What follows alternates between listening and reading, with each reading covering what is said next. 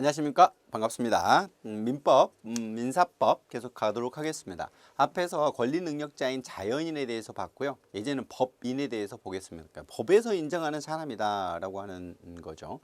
법인이 있습니다. 그러니까 법인은 사단법인과 재단법인 이렇게 나눠지는데요. 이 법인 안에는 기관으로 구성되어 있습니다. 이사랄지 이렇게. 자, 법인을 보면 자연인에 의하여는 목적을 달성하기 어려운 사업을 수행하려고 그래요.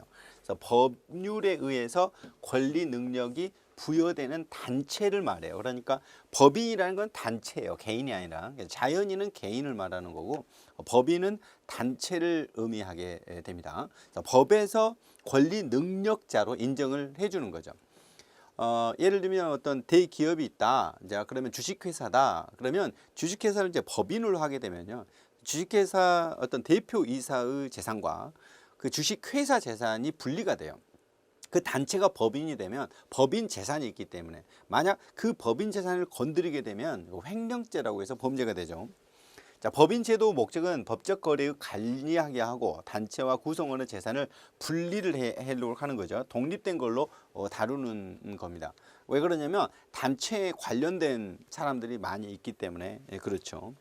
자, 그러면 법인의 본질론에 대해서 보면 법인의 본질은 법인 의제설, 뭐 법인 부인설, 법인 실제설 이렇게 이제 보고 있는데 뭐 그렇게 중요하지는 않고요. 보통 다수설이 이제 법인 의제설로 이렇게 보고 있죠. 그러니까 법인도 일단 권리 능력자로 이제 의제를 해주더라. 자, 법인의 종류를 보면요, 공법인과 사법인이 있어요. 이 공적인 단체인데 국가도 공법인이에요. 지방자치단체도 그렇고 국가 재산도 있잖아요. 지방자치단체 재산도 있죠. 그렇기 때문에 국가나 지방자치단체, 공공단체 이런 곳이 공법인입니다. 사법인의 경우에는 사적인 법인이겠죠. 뭐 주식회사랄지 이런 게 있을 텐데 공적 목적으로 하는 법적 근거에 따라 설립된 법인은 공법인이고요. 사법인은 설립 목적이 공권력이 관여하지 않는 법인을 의미하는 거죠. 그리고 영리법인과 아무튼 돈벌이가 되는 법인이 영리법인이죠. 주식회사는 대표적인 영리법인이겠죠. 일단 비영리법인이 있습니다. 그러니까 돈을 벌려고 하는 것이 아니라 어떤 공익사업적인 측면이 있겠죠. 영리법인은 영리를 목적으로 하는 사단법인이고요. 비영리법인은 영리가 아닌 목적으로 하는 법인을 의미한다라고 되어 있습니다. 자, 그 다음은요, 사단법인과 재단법인이 있습니다. 이게 단체인데 사람이 모여서 이루어진 단체가 있고 그리고 재산으로 이렇게 이루어진 단체가 있습니다. 이게 그래서 사단법인은 사람으로 구성된 단체입니다. 재단법인은 재산으로 이렇게 예를 들면 장학재단 뭐 이런 것이 재단법인인데 사단법인은 일정한 목적을 위해서 결합한 사람의 단체, 이게 사단법인이죠. 근데 재단법인은 뭐냐? 일정한 목적에서 출현 재산을 기초로 해서 설립된 거예요. 장학재단 이런 것처럼요. 사단법인과 재단법인이 있었어요. 넘어가 보시면 그래서 그러면 이제 사단법인의 설립과 관련해서 보면 이게 사람의 단체잖아요. 그러면 여러 사람들이 학술 목적으로 이제 모인 경우 이제 학회랄지 이렇게 종교 목적으로 종교법인이 있고요. 그다음에 자선 목적으로 그다음에 어떤 예술이나 그다음에 사교 목적, 그다음에 기타 영리 아닌 사업을 위해서도 이렇게 사단 법인을 만들 수도 있습니다. 그럼 설립 사단 법인을 만들려면 어떻게 해야 되느냐? 정관이 있어야 돼요. 정관. 정관이 꼭 만들어야 됩니다. 정관은 목적 법인에 의해서 사단 법인은 존재하기 때문에 이제 2인 이상의 설립자가 이제 2인 이상 정관을 작성하여 기명 날인하여야 된다.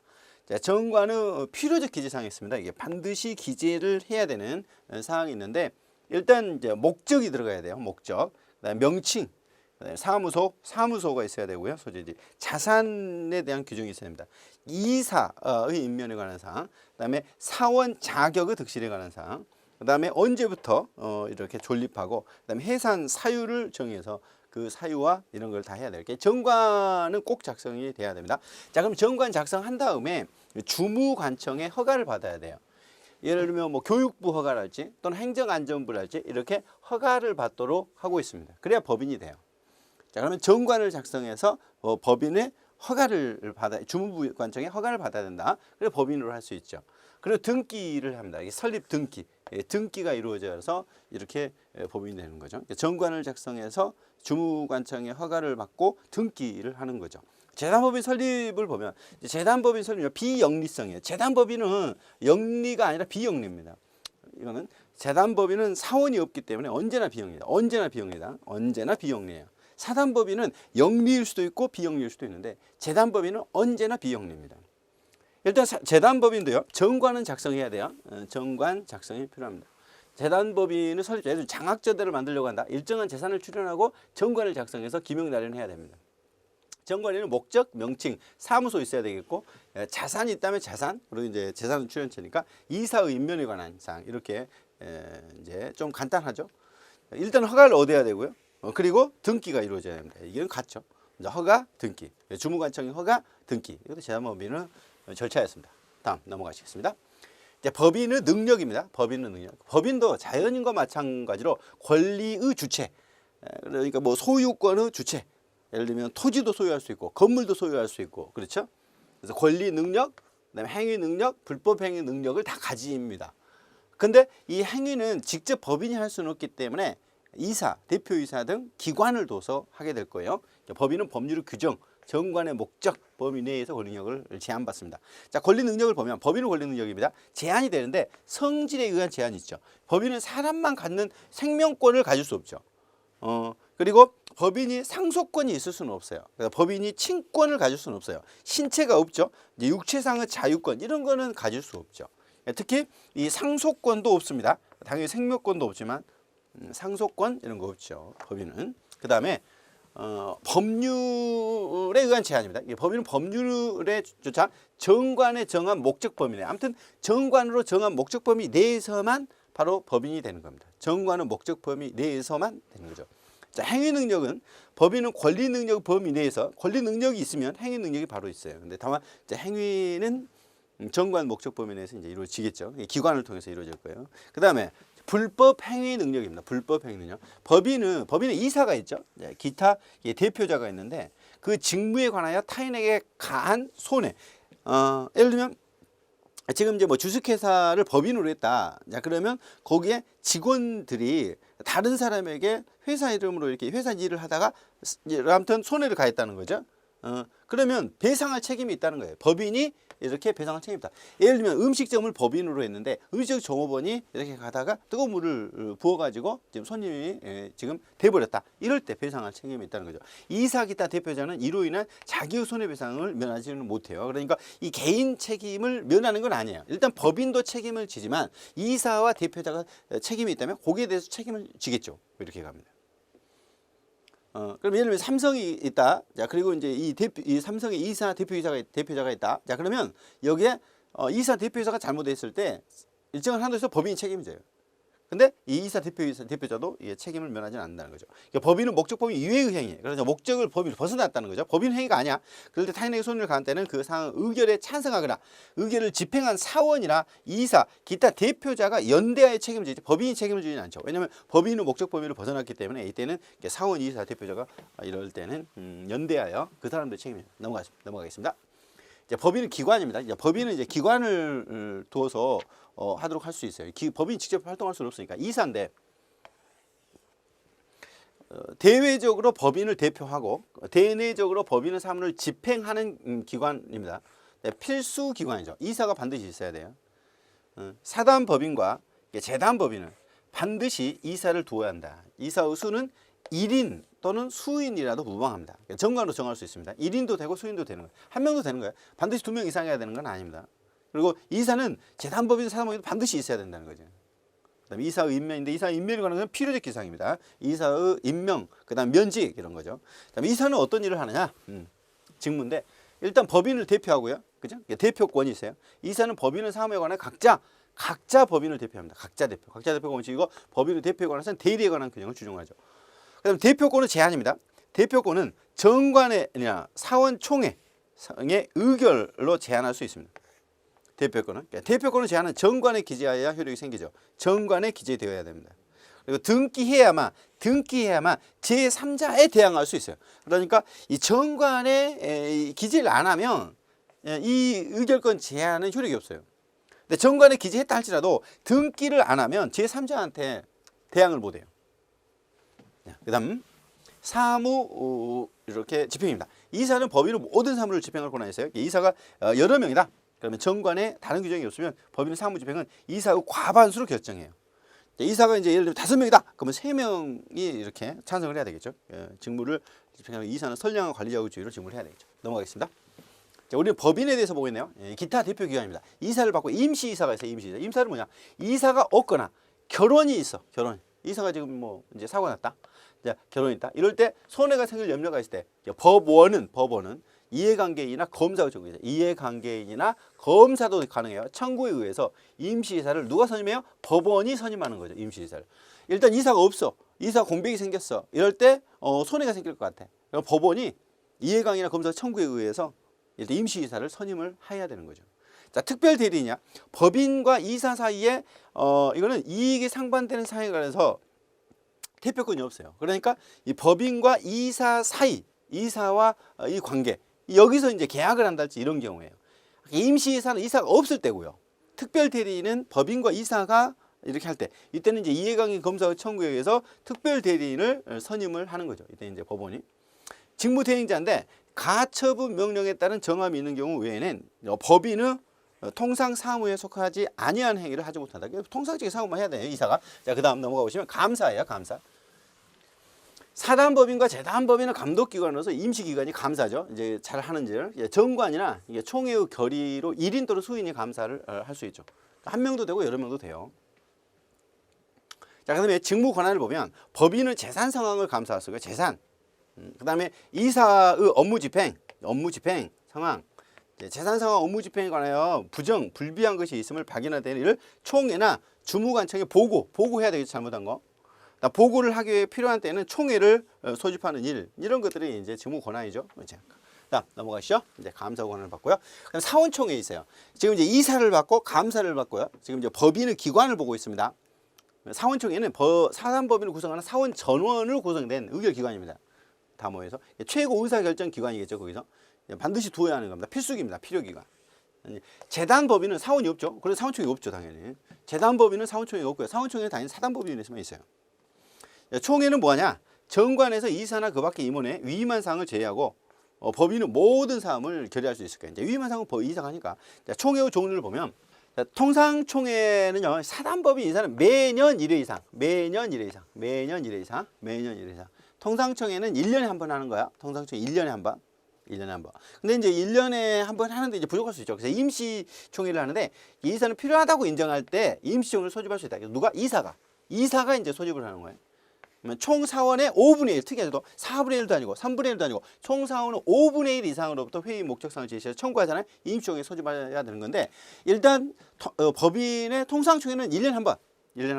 그 다음에 임시총회는 이사가 요구하거나 그 다음에 5분의 1, 사원의 5분의 1 이상의 요구를 할 때 5분의 1이면 20%죠. 이렇게 되죠. 자, 총회 소집이에요. 일주 전에 그 회의 목적상을 기재한 통지를 하고 받고 그 정관에 정해야 됩니다. 일주 전. 자, 사원은 결의권이죠. 사원은 당연히 평등해요. 결의권은 평등하고 사원은 서면이나 대리인 결의권을 행사하시죠. 자, 넘어가겠습니다. 이제 법인은 소멸입니다. 이제 법인은 소멸. 법인을 이제 만들었으면 법인이 이제 해산할 수도 있잖아요. 자, 법인이 본래 활동을 정지하고 해산하게 되면 재산이 남아 있잖아요. 그걸 이제 어떻게 해결해야 되죠. 해결하는 절차를 청산 절차라고 그래요. 청산 절차. 그래서 해산에서는 청산 절차가 들어가요. 청산 절차가 들어가는 걸 해산이라고 합니다. 그럼 사단법인이나 재단법인에 이제 해산 사유가 있는데 일단 처음에 만들 때 기간을 만났다는 거예요. 3년간만. 그러면 3년 지나면 끝나는 거잖아요. 법인은 목적 달성이 됐어요. 법인의 목적을 달성했다. 이미 하기로 한 거 다 완성이 됐다 이거예요.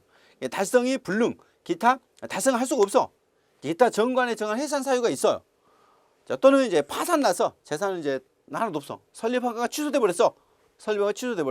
자, 그러면 이제 해산 되는 것이죠. 이렇게 해산이 되는 거예요. 일정한 종교단체가 서울특별시에서 설립허가를 취소해 버렸다. 그러면 이제 이 법인으로서 해산을 해야 되는 거예요. 그다음 사단법인의 특이한 해산 사유가 있는데 사원이 이제 재단법인은 사원이 없지만 사원이 없어져 버렸어. 다 이제 탈퇴해 버렸어. 총회에서 해산하기로 했어. 자, 그러면 해산하는 거예요. 이건 사단법인의 특이한 해산 사유죠. 자, 그다음에 법인은 청산입니다. 그러면 이제 해산을 했다. 그럼 해산은 법인이 이제 잔무가 남아 있을 거 아니에요. 그다음에 재산이 남아 있을 텐데 정리를 해야 되거든요. 이제 이거를 청산이라고 그래. 완전히 없어질 때까지 절차를 청산이라고 하는데 청산 절차는 민법을 규정하는 청산 절차에 의하는 경우가 있고요. 파산법이 있어요. 파산법. 이 파산법으로 해결할 수도 있고 민법으로 해결할 수도 있게 됩니다. 두 가지가 있습니다. 거기에 따라서 이제 재산을 분배해 주는 것이죠. 자, 이제 뭐 사단법인과 재단법인을 봐서요. 특히 그럼 법인이 되려면 어때야 되죠?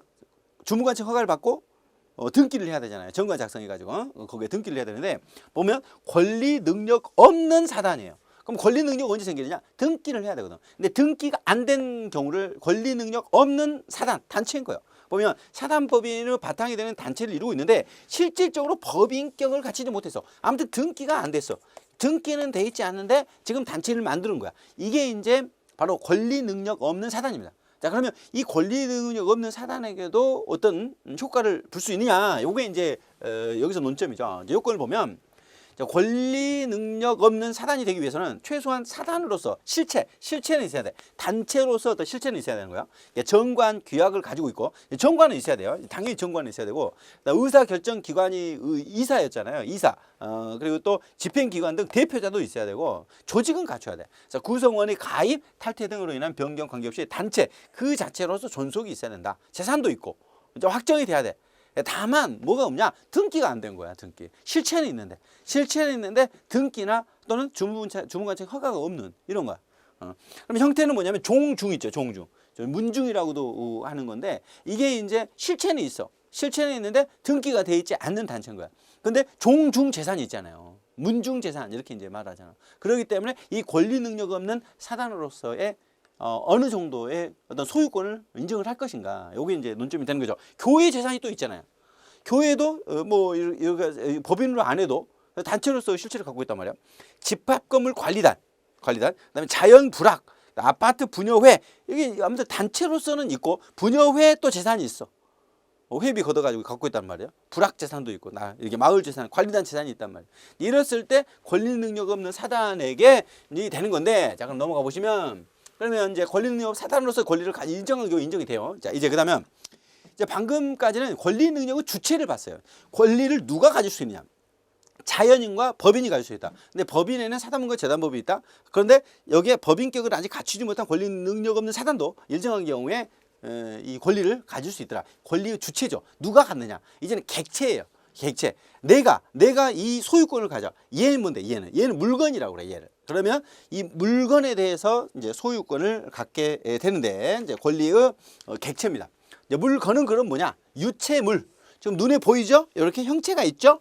그 다음에 전기도 물건이에요. 전기. 기타 관리할 수 있는 자연력을 말한다. 해가지고 판례가 뭐라고 하냐면 온기, 냉기 이런 것들도 물건으로 봐요. 아파트에서 아무튼 자린고비가 구멍 뚫어가지고 아무튼 에어컨 바람 들어오게 했다. 이런 것도 절도죄가 될 수 있다는. 이게 이제 아무튼 물건이 된다라는 거죠. 아무튼 전기 가고 있는데 이렇게 몰래 붙여가지고 전기 끌어와 써버려. 이런 게 전기세 안 내려고.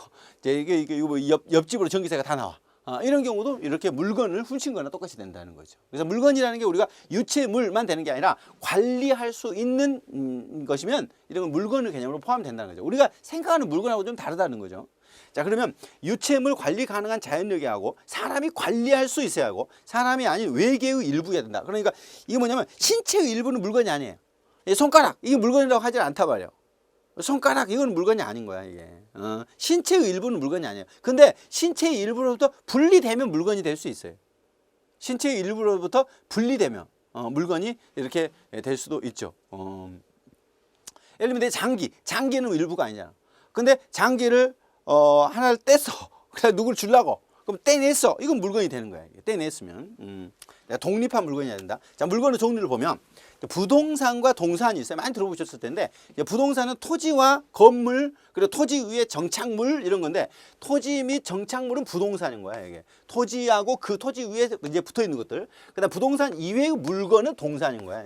이게 부동산으로 떨어져 나 있는 것들 이런 것들은 동산인데 토지에 붙어 있는 것들 뭐 토지에 심어져 있는 나무 그다음에 건물 그다음에 토지에 있는데 다리 그다음 도로 이런 것들이 다 부동산이죠. 토지란 인위적으로 구획된 일정 범위 지면에 정당한 이익이 있는 범위 내에서 공중과 지하를 포함합니다.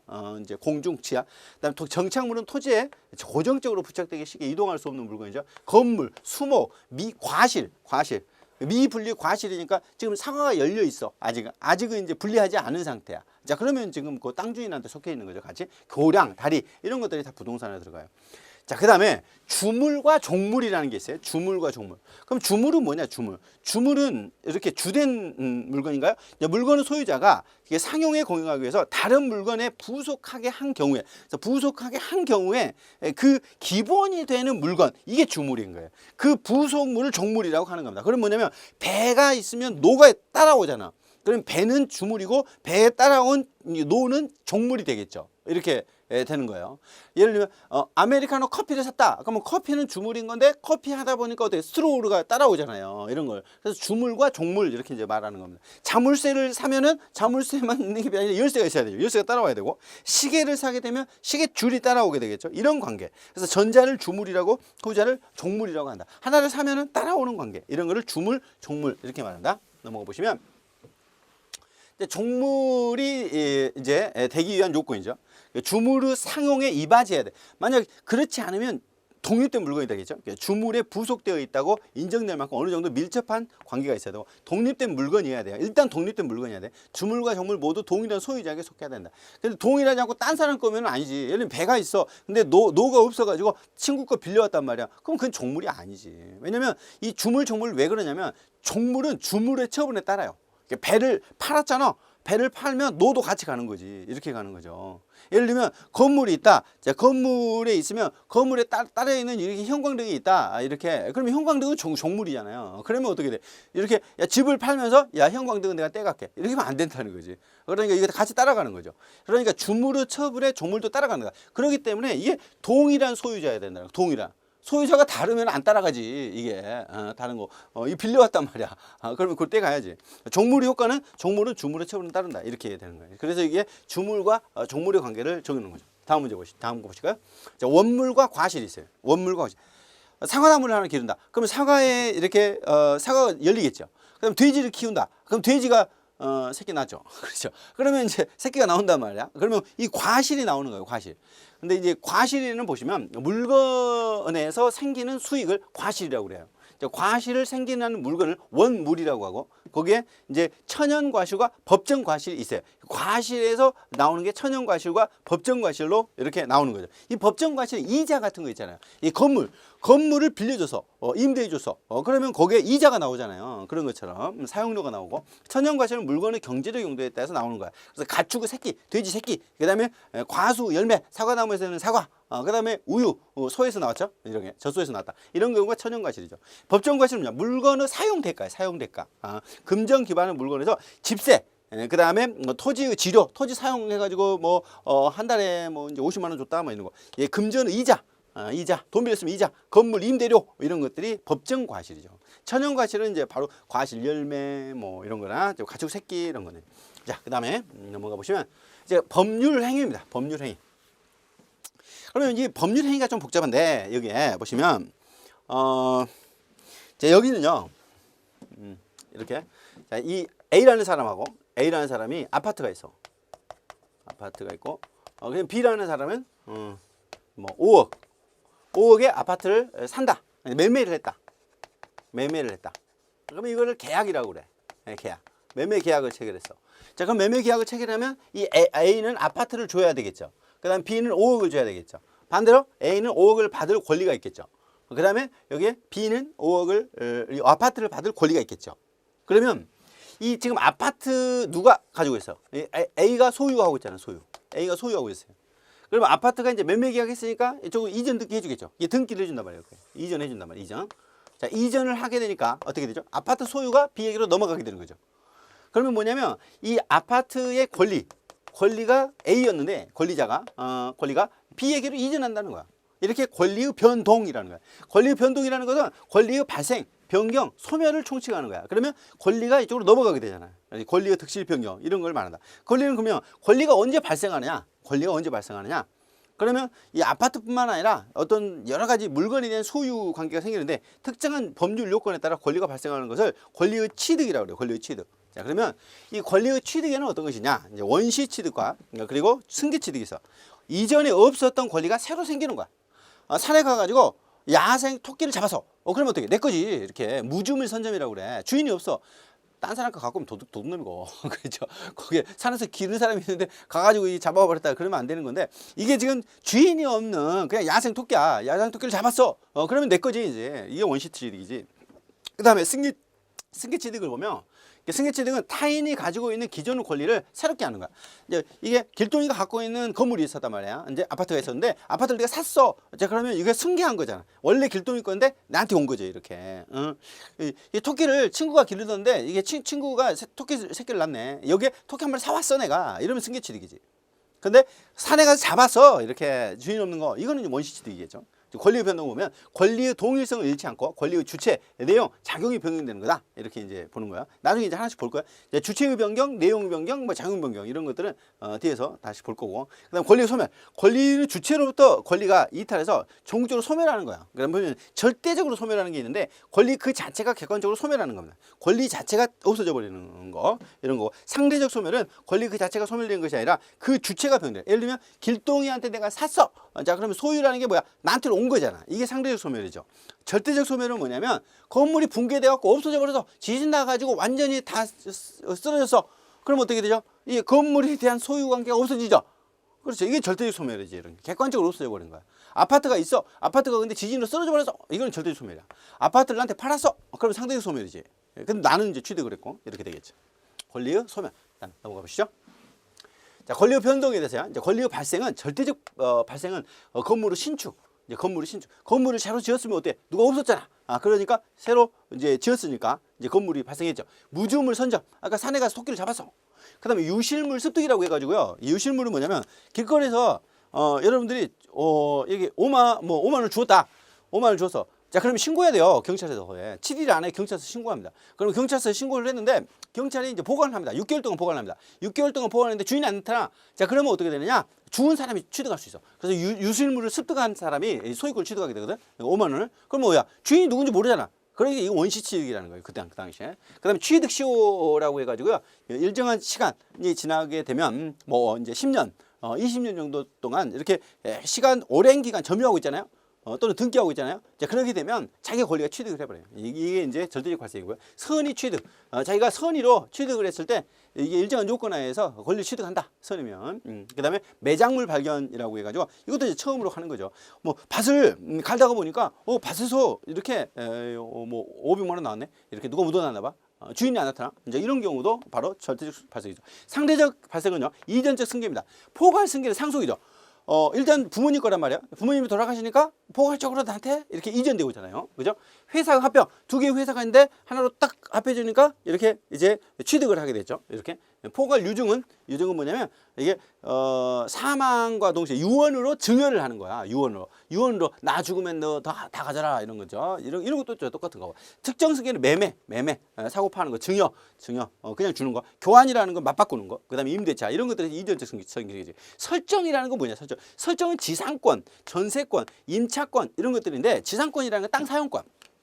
땅 빌린 거야. 땅 빌려가지고 거기다가 이제 건물 지을 수도 있고 뭐 이렇게 거기다가 경작을 할 수도 있고 그래. 이게 이제 지상권이야. 전세는 뭐 다 아시죠? 이제 건물 전세로 들어가서 전세금 내고 거기에 이제 사는 거 등기를 하는 거고 임차권, 임대차도 마찬가지로 건물 사용하는 거잖아요. 이런 거 설정하는 겁니다.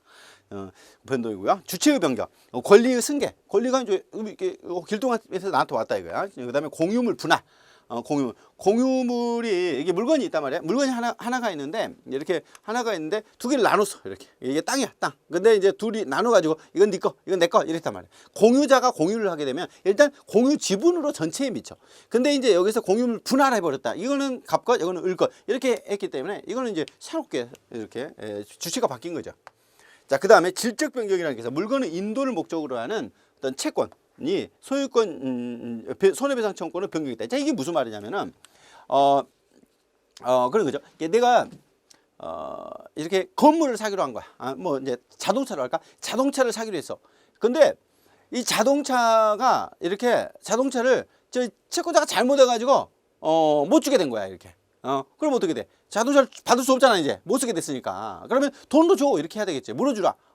그리고 이제 이자까지 쳐줘 이렇게 되는 거죠. 그럼 뭐냐면 이렇게 물건을 줘야 되는데 이렇게 손해로 배상해줘야 된다 이거야. 그럼 이걸 내가 사기로 했어. 근데 이걸 못 주게 된 거야. 그럼 돈으로 줘야 되겠지. 이거를 그렇게 질적 변경이라고 하는 거죠.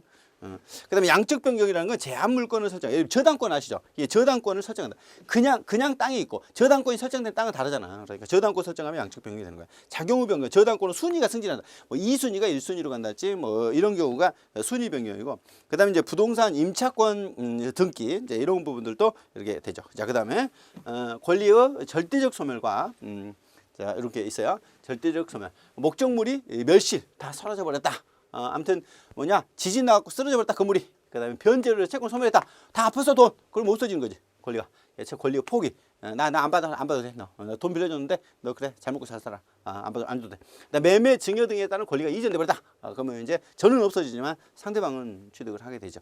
자, 원인을 보면 법률 요건이 있어요. 제가 이제 법률 행위를 보는데 법률 효과를 발생하게 하는 사실들, 개개의 사실들 이런 것들이 법률 요건이에요. 법률 행위나 준법률 행위, 법률 행위, 뭐 불법 행위, 부당이득, 사무관리 이런 것들이 포함되는데 아무튼 이 권리 효과가 뭐냐 권리 변동이에요. 권리 변동. 이제 권리를 변동시킨다 이거예요. 자, 그러면 이제 이렇게 보죠. 자, 아까 이렇게 되면 A라는 사람이 이게 B라는 사람이 있고 여기 아파트가 있잖아. 아파트가 있죠. 자, 그러면 여기 5억 있다. 5억 있다. 자, 그러면 여기 계약을 맺었잖아요.